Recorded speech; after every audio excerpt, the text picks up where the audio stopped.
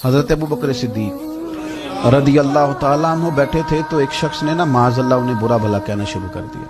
कमाल की बात यह कि अल्लाह के रसूल भी तशरीफ फरमा। देर तक कहता रहा, सिद्दीक अकबर सुनते रहे। जब सब्र का पैमाना लबरेज होने लगा तो अबू बकर सिद्दीक उठ के फरमाया कि जो तू कहता है सब झूठ कहता है, तू गलत है।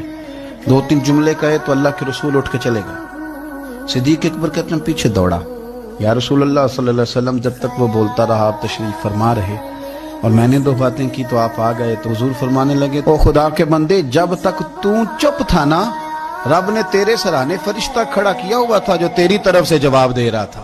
तू क्या समझता है कि लावारिस है तू? फरिश्ता खड़ा था जो जवाब दे रहा था और मैं खुश हो रहा था सुन के कि देखो मेरे अबू बकर की शान। रब ने उसका दिफा करने के लिए फरिश्ते को भेज दिया। लेकिन जब तू खुद बोला है ना तो फरिश्ता चला गया, शैतान आ गया।